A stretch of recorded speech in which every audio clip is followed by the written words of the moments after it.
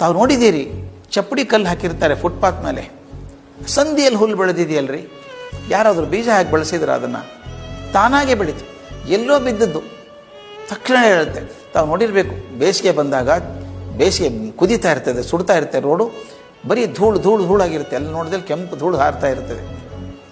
ಒಂದು ಮಳೆ ಬಂತೋ ತಕ್ಷಣ ಎಲ್ಲ ಹಸಿರು ಹರಡ್ಕೊಂಡ್ಬಿಡುತ್ತಲ್ಲ, ಅಂದರೆ ಬೀಜ ಇತ್ತು ಒಳಗಡೆ, ಆ ಬಿಸಿಲಲ್ಲಿ ಕಾಯ್ಕೊಂಡಿದೆ, ಒಣಗಿ ಹೋಗಿದೆ, ಆದರೆ ಮೊಳಕೆ ಹೊಡೆಯೋದನ್ನು ಬದುಕಿಲ್ಲ. ನನಗೆ ಒಂದೇ ಕೇಳೋದು ನಾನು, ಆ ಹುಲ್ಲು ಕಡ್ಡಿಗಿರುವಂಥ ಜೀವನೋತ್ಸಾಹ ನಮಗೆ ಬೇಡೇನ್ರಿ?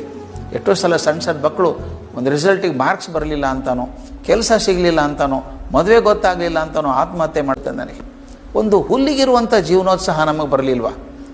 ದಯವಿಟ್ಟು ನೋಡಿ, ಮನೆಯಲ್ಲಿ ಮಲ್ಲಿಗೆ ಹೂ ಅರಳುತ್ತೆ, ಬೆಳಗ್ಗೆ 6 ಗಂಟೆಗೆ ಮಲ್ಲಿಗೆ ಹೂ ತಕ್ಕೋತೀರಿ ನೀವು, ಎಷ್ಟೊತ್ತು ಬದುಕುತ್ತೆ ಅದು?